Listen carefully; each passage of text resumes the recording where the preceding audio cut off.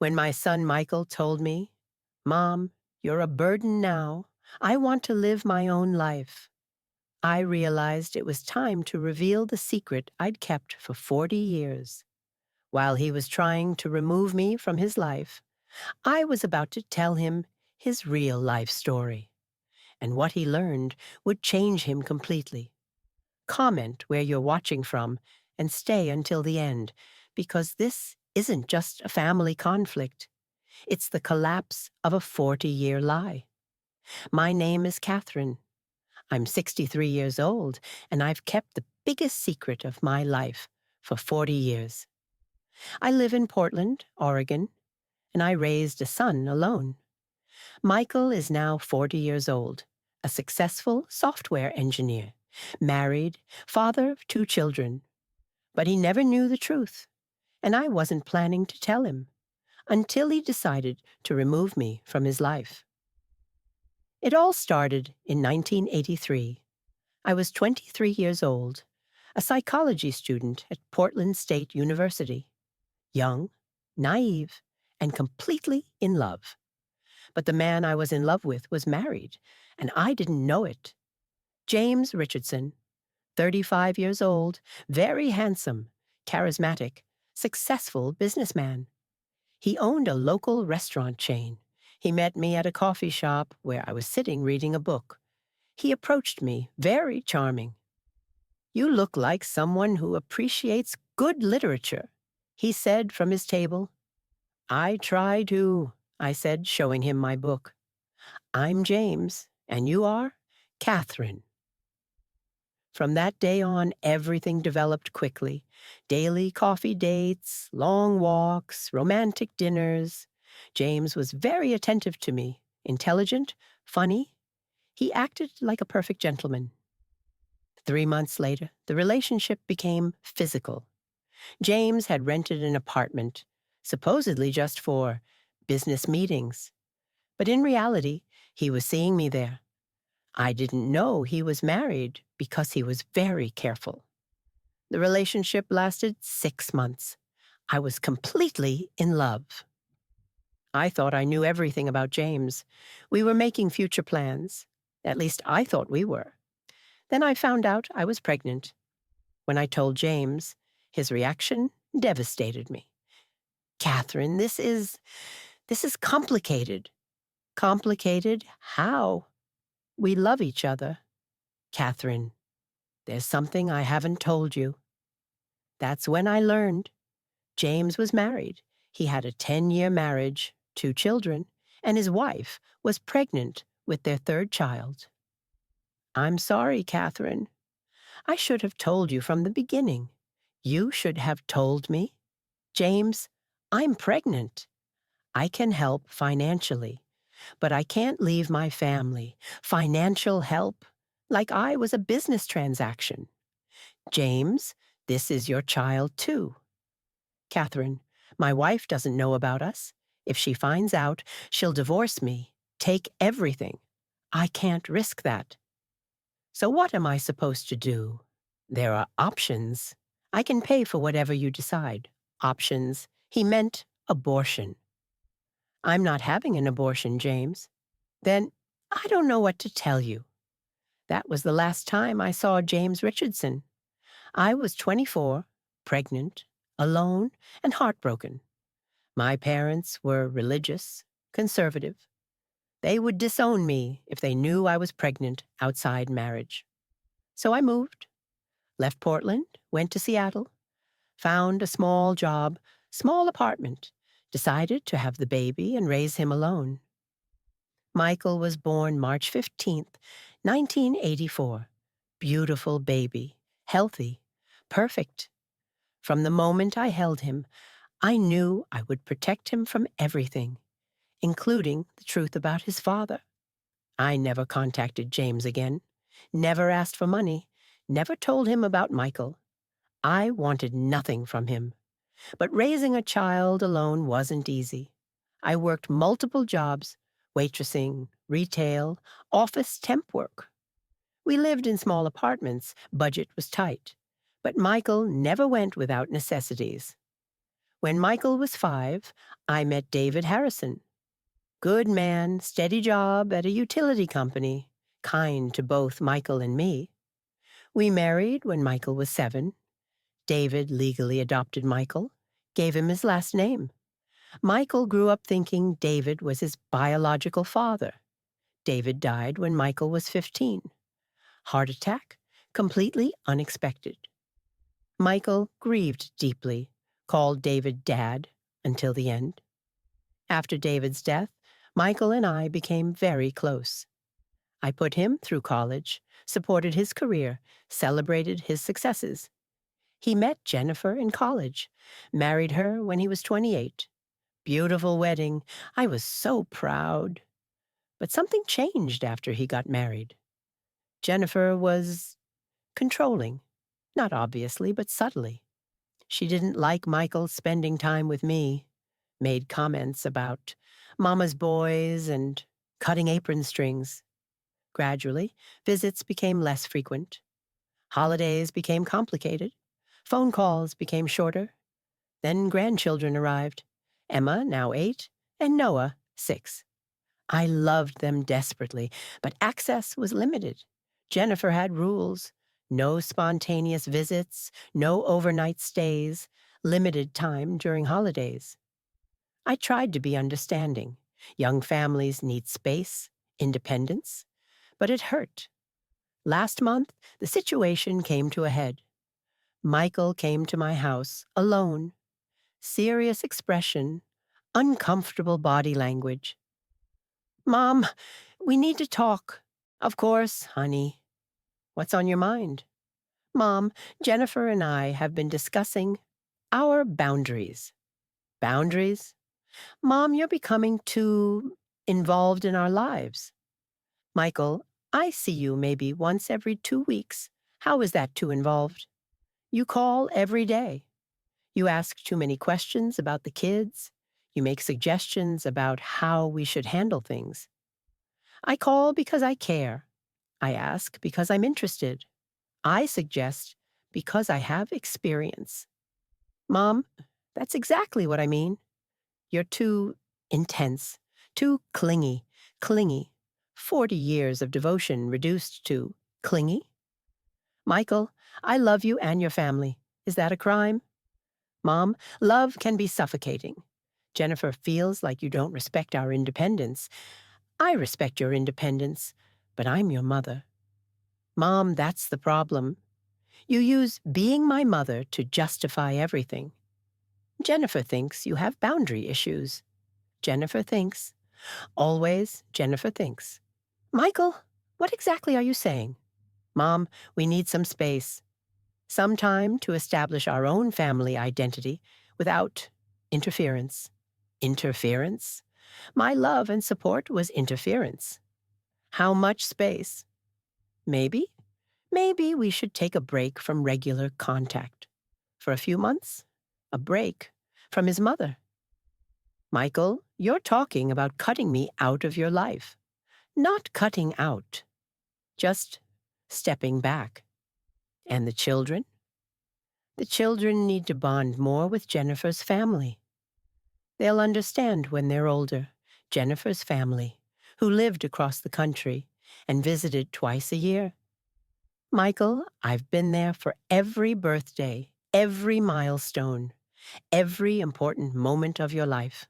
And now, you want me to disappear? Mom, you're being dramatic. This isn't about disappearing. It's about healthy boundaries. Dramatic. Another label. Michael, what did I do to deserve this? Mom, you didn't do anything. You're just, you're too much, too needy, too involved, too emotional, too much. After 40 years of being everything he needed, I was too much. Michael, when your father died, who held you every night when you had nightmares? Mom, don't. When you couldn't afford college, who worked 3 jobs to pay tuition? Mom, please. When Jennifer broke up with you senior year, who drove 6 hours to comfort you? Mom, that's not the point. What is the point, Michael? That I loved you too much? That I sacrificed too much? That I cared too much? Mom, you're doing it again, making everything about your sacrifices. Because they were sacrifices. Everything I did was for you. That's the problem, Mom. I never asked for all those sacrifices. I never asked you to make me your whole world. Never asked.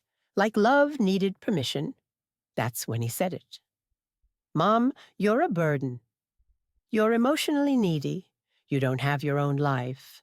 And you use guilt and manipulation to control people. I can't live like this anymore. A burden. 40 years, single motherhood, working multiple jobs, putting him through school, supporting his dreams, loving him unconditionally. And I was a burden. I sat there silently for a long moment. Michael looked uncomfortable, but determined. Finally, I spoke. Michael, you're right. I have been carrying a burden for 40 years. Mom, that's not what I meant. No, let me finish. You want to know about burdens? Let me tell you about the burden I've carried since you were born. I walked to my bedroom, opened the old cedar chest, pulled out a manila envelope. Inside were documents I'd kept for 4 decades. I returned to the living room, sat down across from Michael. You want space? You want independence? You want me to stop being your mother? Fine. But first, you need to know who your mother really is, and more importantly, who your father really is. Michael looked confused. Mom, Dad died when I was 15. I know who my father was. David was your stepfather. He was a wonderful man who loved you like his own son. But he wasn't your biological father. Michael's face went pale. What are you talking about? Your biological father is James Richardson, and before you ask, no, he doesn't know you exist. I opened the envelope, spread the contents on the coffee table. Birth certificate with father unknown. Hospital records from Seattle. A single photograph of James I'd kept. This man is your father. James Richardson, owner of Richardson Restaurant Group. A married man who had an affair with me when I was 24. Michael stared at the documents, speechless. When I told him I was pregnant, he offered to pay for an abortion. When I refused, he told me he couldn't risk his family finding out. So I left Portland, moved to Seattle, had you alone. Mom, why are you telling me this now? Because you called me a burden. Because you said I made you my whole world. Because you said I sacrificed too much. I leaned forward, looked him directly in the eyes. Michael, I was 24 years old when you were born. I had dreams, plans, a whole future ahead of me. Your father abandoned us both. My parents would have disowned me. I had every reason to give you up for adoption. Michael's hands were shaking, but I didn't. I kept you because I loved you. I worked 3 jobs because I loved you. I gave up my education, my career, my social life because I loved you.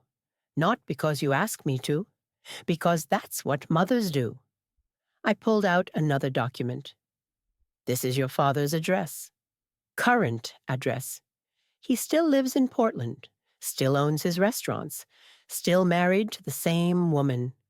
Has 3 kids, your half-siblings. Michael looked at the address like it was radioactive. You want independence? You want me to stop being your mother? Fine. Go find your real father. Ask him why he abandoned you. Ask him if he ever wondered about you. Ask him if he considers you a burden. Michael was crying now. Mom, I don't want... You don't want what, Michael? The truth? Reality? The knowledge that the woman you just called a burden is the only person who ever chose you? I stood up, walked to the window. Your father chose his legitimate family over you. Your biological grandparents never even knew you existed.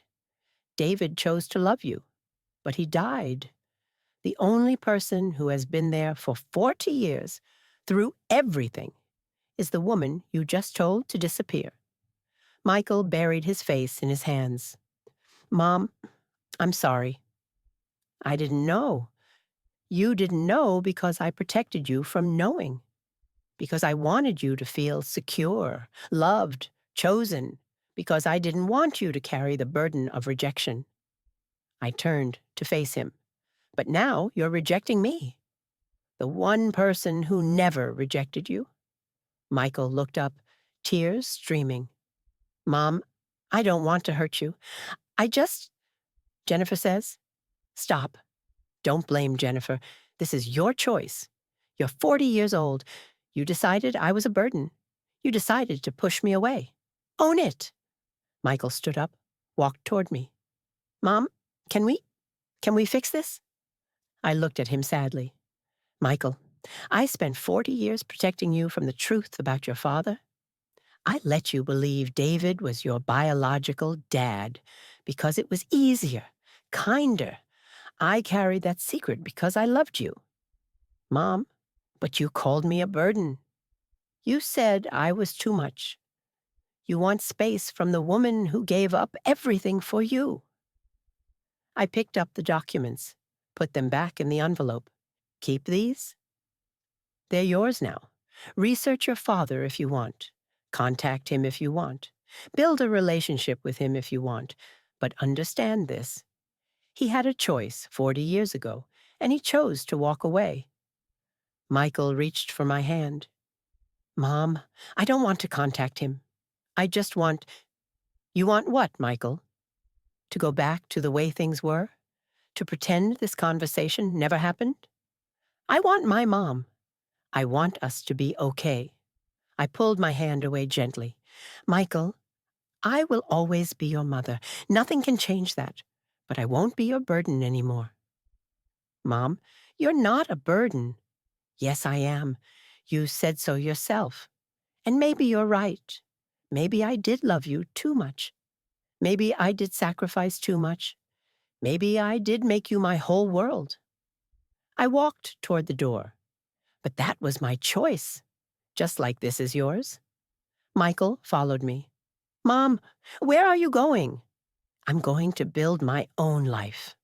At 63, I'm going to stop being someone's burden and start being someone's choice. I opened the door. The documents are on the table. Your father's name is James Richardson. Richardson Restaurant Group, Portland. If you want space from me, maybe you want space with him. Michael started to speak, but I held up my hand. Michael, I love you. I always will. But love isn't supposed to be a burden. And if mine is, then maybe it's time for both of us to figure out what we actually want. That was 3 weeks ago. Michael has called every day since then. Left voicemails, sent texts, even showed up at my door twice. I haven't responded. Yesterday, I received a letter, not from Michael, but from Jennifer. Catherine, I never meant for things to go this far. Michael is devastated. Please call him back. Too late. She got what she wanted. Distance between Michael and me. But she didn't expect to learn the truth about his parentage. And she certainly didn't expect him to realize what he'd lost. Michael doesn't know this yet, but I've been in contact with a private investigator. Not to find James Richardson. I know exactly where he is. But to find out everything about his current family, his other children, his life. If Michael wants to know his real father, he should know everything, including the fact that James Richardson has been looking for me for 15 years. You see, James's wife died 10 years ago. His other children are grown, successful, independent. And according to public records, he never remarried. The private investigator found something interesting in James's recent financial records.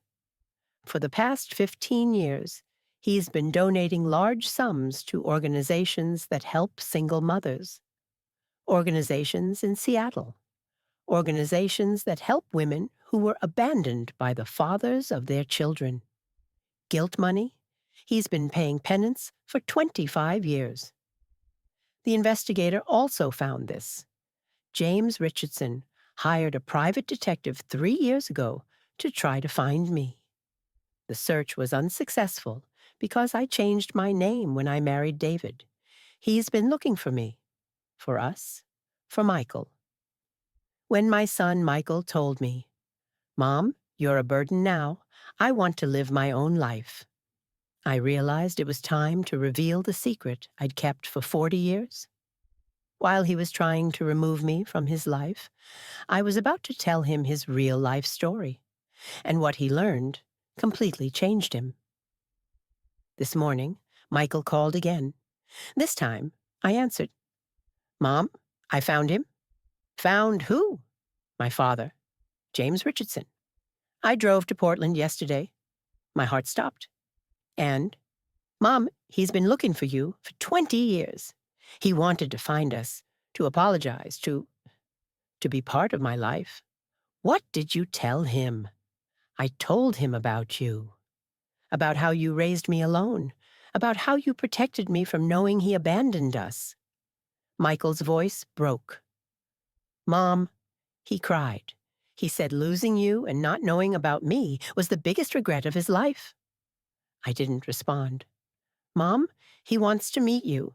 He wants to apologize." "Michael, that's not your decision to make." "Mom, please." I was wrong. About everything. You're not a burden. You never were. You're the strongest, most selfless person I know. "Michael." "Mom, I want to come home. I want to fix this. I want us to be a family again." I sighed. "What about Jennifer? What about your need for space?" I told Jennifer the truth. About my father, about your sacrifices, about what kind of person you really are. And she's ashamed. She wants to apologize too. "Michael, apologies don't erase words. You called me a burden." "I know, and I was wrong. I was selfish and ungrateful and cruel." "Yes, you were." "Mom, can you forgive me?" I thought about this for a long moment. "Michael, I forgave you the moment you said it. That's what mothers do. But forgiving doesn't mean forgetting." "I understand." "Do you? Do you understand that you have a father who wants to know you? A father who has money, success, an established life? A father who won't be too much, or too needy, or a burden?" "Mom, I don't want him. I want you." "Michael, you can have both, or neither. That's your choice." "I choose you, Mom. I choose the woman who chose me when no one else would." I smiled for the first time in weeks. "In that case, Michael, come home. Bring Jennifer and the kids. Let's have dinner like a real family." "Thank you, Mom. But Michael?" "Yes?" "If you ever call me a burden again, I'll introduce you to your half-siblings and let them know you exist. I imagine James's legitimate children would be very interested to meet you." Michael laughed nervously. "Understood. Good. And Michael?" "Yes, Mom?" "Next time someone tells you I'm too much, remember this. I'm the mother who chose you when your father didn't. I'm the mother who protected you when others would have abandoned you. And if that's too much, then you need less." "I love you, Mom." "I love you too, son, even when you're a burden." We both laughed. Some jokes are only funny when they come from truth. The secret I carried for 40 years freed us both. Michael now knows where he comes from, who chose him, and who chose to walk away. He knows the value of the love he took for granted. And me? I learned that sometimes the truth is the best revenge. Not against your child, but against the lies that hold families apart. Michael is coming to dinner tonight with Jennifer and the kids, and maybe, if I decide I'm ready, with James Richardson too. Because some burdens, when shared, become blessings, and some secrets, when revealed, become the foundation of even stronger love.